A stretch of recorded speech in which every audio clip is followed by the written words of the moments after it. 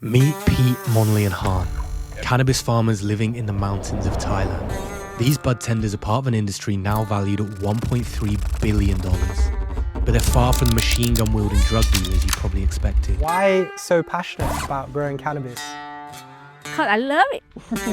In this documentary, I went to live with them to explore exactly where your bud is engineered. We have stock in here more than 100 kilos. I saw the precise scientific conditions needed to boost your THC levels and discovered how much profit is actually coming out of these farms. Plant with this, no. Plant with passion. But it's not just about the plant. I looked into the personal effects of cannabis and uncovered secret rehab clinics scattered throughout the mountains. And I uncovered a story of how cannabis was used to treat breast cancer and combat pain. We don't know when we're gonna die. Money is not important anymore, but the deed important. This is a look into the new kings of cannabis. This is inside Thailand's booming weed industry.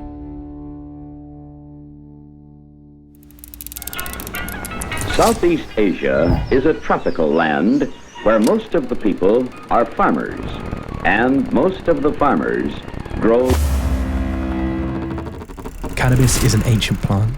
It is not man-made. It has been used for centuries in Thailand, weaved into soups, medicines and massage oils. But in 1979, the Thai government classified cannabis as a Class 5 narcotic. Possession of cannabis was now a serious crime, and 80% of inmates in Thailand were incarcerated for drug-related offences. COVID hit Thailand and the tourist industry crumbled. In an attempt to replace international visitors, the Thai government legalized cannabis in 2022. It acted as an economic catalyst, and the cannabis market in Thailand is now predicted to reach $1.2 billion this year. Chiang Mai is a city nestled in the foothills of the Himalayas. It reminds me more of Singapore than Bangkok. The idea that Thailand is a third world country is stale, and the arrogance of the West to assume places like this have a lower quality of life than us is a remnant of an outdated superiority complex. Chiang Mai's air is slow, calming, and the city provides you with everything you need at a fraction of the cost.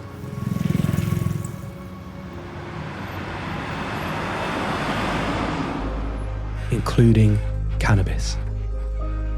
It's everywhere. Tucked between noodle stands and nail salons, it's easier to grab a pre-roll of Gorilla Haze than it is to find a pad thai. Neon signs buzzing in the night, drawing tourists in like moths to a flame. Bongs, merch, menus, it's impossible to miss. In 3 years, 206 cannabis dispensaries have infiltrated this traditional Buddhist city. Cannabis on every corner, although empty. Barely a single customer. Has the government's lack of regulation doomed these businesses to fail, or is it the common theme we see across the globe? Corporation profits increasing year after year, and humans dropping further and further below the poverty line.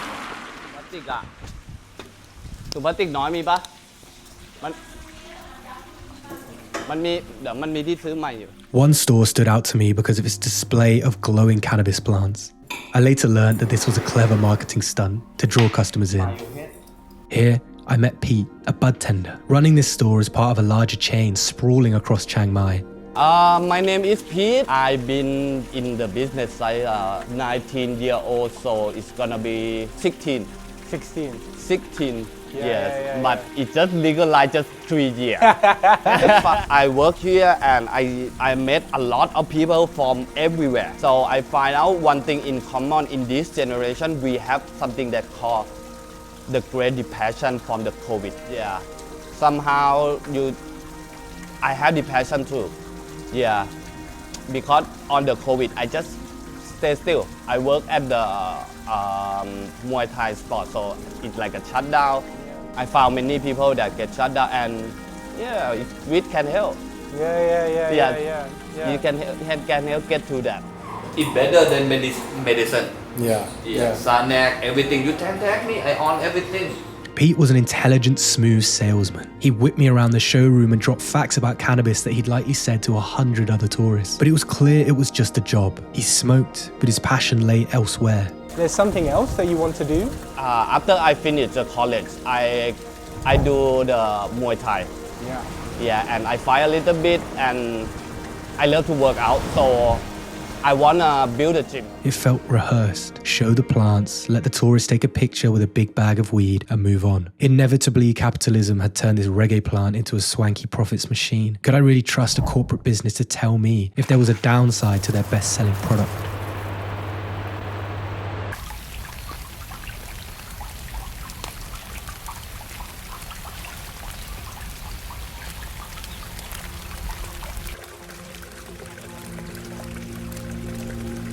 Because weed does have a dark side, a closeted effect.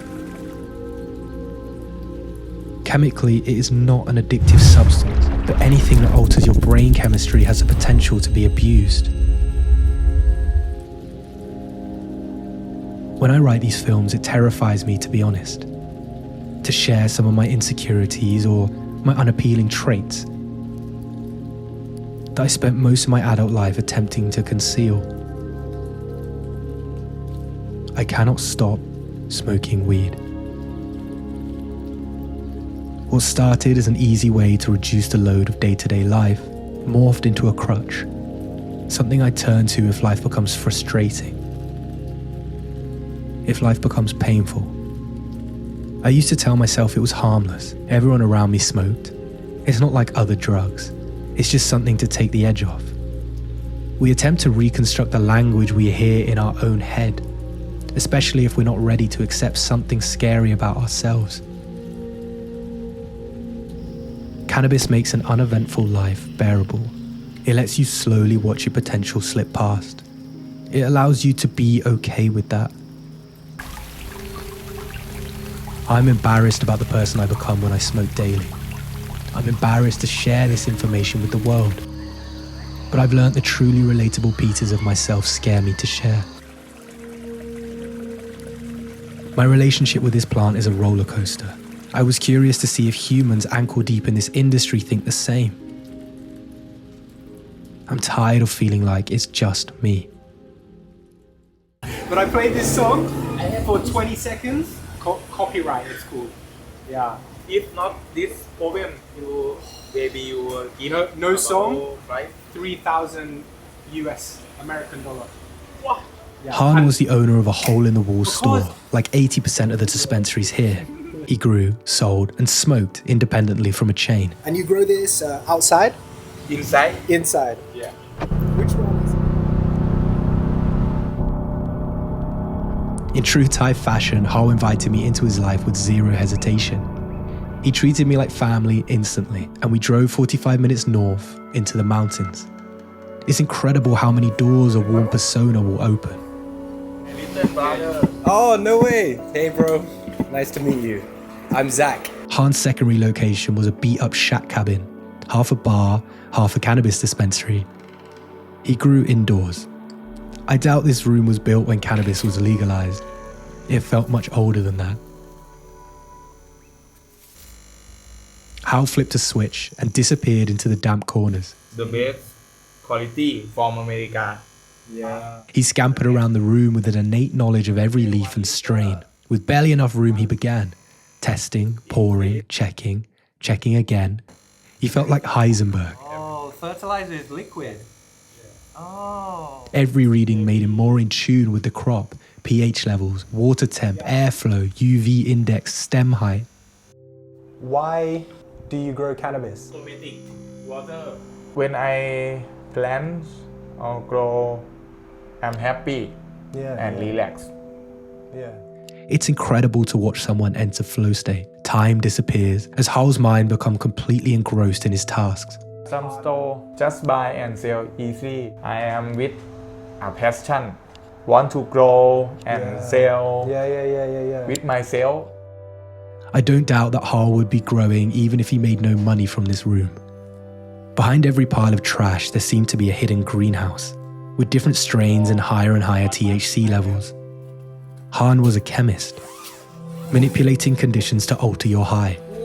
If you ever wondered where your buds come from before they enter your lungs, they spend 6 months here, being raised by a passionate scientist, blasting out Biggie, drinking black coffee, and blazing till his eyes turn red. There was no embarrassment here. Hal wasn't living an unfulfilled life because of the weed. Smoking weed every day is okay? Yeah, smoke every day okay, but smoke only weed, not with tobacco. And maybe one day half gram, Yeah, 1 gram or little. In fact, he had purpose. He was more in love with his work, every aspect of it, than most people I met in London. Plant with this, no. Plant with passion. Yeah. I shadowed him for the whole day, in an area no tourists venture, and it felt peaceful. Haan, like Peat, was an intelligent businessman, but instead he had a fiery passion. He was so far from the husk of a man I became when surrounded by this plant. Hey guys, I hope you're enjoying the film so far. I just want to take 15 seconds to say thank you so much for supporting the channel, and I want to encourage you to just subscribe, like, comment, and share these films. They make absolutely no profit so far, and I would love to keep creating them. You just click that subscribe button, or even drop me a comment. It helps massively. Okay, back to the film. The camera rolling. But can you just say test 1, 2, 3? The mountains of Chiang Mai aren't just filled with cannabis farms. There's something a lot more peculiar growing. Drug and alcohol rehab clinics. I was invited to the cabin, the first person to ever catch an inside glimpse into this notoriously secretive facility, a tranquil garden that took in clients from the richest countries in the world, Singapore, the US, and England, treating addictions of all shape, gaming, porn, and cannabis. I was greeted by Ryan, lead therapist here. Ryan Irisby. I've been working in addiction treatment for about 13 years. What does the term addiction kind of mean to you? Initially, addiction was tied to substances. As time's gone on, we've come to see the same mechanism at play with regards to behaviors that have nothing to do with substances. For example, sex, porn, gambling, internet use, just generalized internet use is something, shopping. So the movement away from defining addiction around the use of substance has been a long time coming already. Some substances are more dangerous, but the addiction really lives within the person, and how it manifests is almost not relevant, right? And if you remove that substance or bar that in some way, and the healing hasn't taken place in the person, it will just, I think I said to you earlier, it's like whack-a-mole, right? In that it will exist and manifest in a different way. The common ideology surrounding addiction was wrong, right at its foundations. The same way you can escape reality by playing Mario, you can become addicted to the escape cannabis brings. That break from my frustrating life.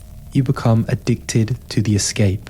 One of the most important things, I think, is to ask you if you think cannabis addiction is real. Yes, I think it goes to my earlier point about the fact that it's not about the cannabis. It is about our relationship to any one particular thing that can change the way that I feel, whatever that is, whatever kind of changes, suppresses, enhances the way that we feel kind of naturally, and our relationship to that can be an indicator of some deeper problem. What is it that we are struggling with? What is it about life? What is it about being Zach that is difficult, that needs changing? The human experience is, or the experience of being alive is kind of flowing. Is that kind of happy, sad, all of them are relevant. And if we have an inability to accept life as it is, with all of those experiences, what is it that we're trying to move away from? Talking to Ryan helped me understand my own behavior. However, it didn't provide insight into the local rates of addiction. Nearing the end of this documentary, I admired the skill it took to grow good cannabis, but I had a strong disdain for the plant. I couldn't see any actual benefits of smoking.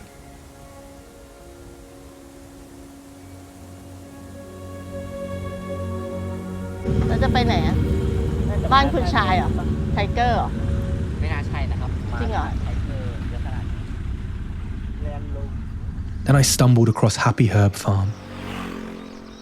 Isolated in a small village 45 minutes away from Chiang Mai. We're rolling. Hello guys, my name is Andrew and I am staff of the Happy Herb Farm. And today we live with the... What is your name? Oh, my name is Zach. I met Molly, the owner of the farm, and she stood out as a unique grower. From the poo-poo chicken, poo-poo cow. Yeah. Yeah. It's very important, the soil. Right. Yeah, That's why okay. this one have much more nitrogen a lot. Yeah. 45% we checking already. My name is Molly, born in Bangkok, but right now I live in Chiang Mai. It's my home. For this one, it's the smaller. You see small bucket, right? Yeah. We can get like probably 50 gram. Why so passionate about growing cannabis? Because I love it. Everything about this garden was natural. Plants grown in the sun, no artificial conditions. Molly seemed like the mother of cannabis. Even when showing me around, she couldn't help picking up the hose and watering her babies. I was curious to see if these plants were thriving with natural fertilizers and sunlight. A huge contrast to the small room Haan had developed. So do you think other cannabis farms, they take this much care with the plant or no? No, just some organic plant. You have problems with selling because you grow the proper way. Do you think that this stops you from making the money? Yeah, it's true too, because we spend a lot of the money to grow the cannabis too. If you go in the mountain, people go to the mountain, they don't have the labor cost and the price so cheap, and they can sell like very cheap too. Big problem right now because the price cannabis going down. And many farmers right now, 50% Thai farmer, they close the farm already. Because they cannot get the profit from grow the cannabis. How do you get the profit from the cannabis? Right now, I never to get the profit to the cannabis too. That's why I need to survive and running to do something else too. Still, to my surprise, the farm was empty. So many everywhere. Even though Molly proved to be a fierce entrepreneur, calls coming in every few minutes, and the 2 tourists who did arrive were transferred to her and she hit them with discounted shipping costs. Yeah, on the boat, or because the company by company, no one checking. Again, I discovered the market was struggling. The problem wasn't growth, it was shifting the product. Flower. Oh my god. We have stock in here more than 100 kilo. You know why? As Monly say that we cannot sell the products and it's very difficult to find the market because many cannabis shop or they grow by themselves or they have their own farm. The price per gram was so low it made the cultivation of cannabis a terrible business model. Wow. But Molly seemed unfazed, or maybe she was just so determined. Are you happy with the job and the farm, or is there something that makes you stressed or upset? Molly hadn't held a natural passion for cannabis. She stumbled into it. She was diagnosed with breast cancer and faced death twice, but she turned to CBD oil for relief. I got the sick too, and I passed to die like 2 times already. That's why I want to do something that I love it and I enjoy. It's not only just the money. This had shaped Molly's outlook of not just cannabis, but life. We don't know when we're gonna die too. When we pass something that we die, we just feeling not the money, not the thing that you want. Like some people like to traveling, but someday you just see something and you just feeling, okay, maybe we can stop and we can do whatever for ourselves. Or not only me, maybe something allow people that enjoy together. That's why for me, I want to set up like community for the people like feeling like same way and love what we can do. And that's why I buy this land and want to make something happen in my land. And many people ask me to sell the land too, but for me, I think I still love it. And I enjoy to spend the time in here, and my home gonna be here too. That's why I'm not gonna stop to running the farm. I don't think the money is not important anymore, but the deep important and happy. I learnt more about perspective shift than the actual drug, weed, that the industry is struggling. Plant with this no. Plant with passion. Addiction is personal. It is about our relationship to any one particular thing. What is it about life? What is it about being that is difficult? And when facing death, your dreams travel to the forefront of your mind. Money is not important anymore, but the deep important and the happy. The stereotypes I had within this industry had been shattered. It shows you cannot assume to know anything without hands-on experience, I'm Zach. without pushing your bias aside. I wholeheartedly encourage you to embrace your curiosity. It's the strangest experience that will teach you the most about yourself. And as always, I encourage you to live.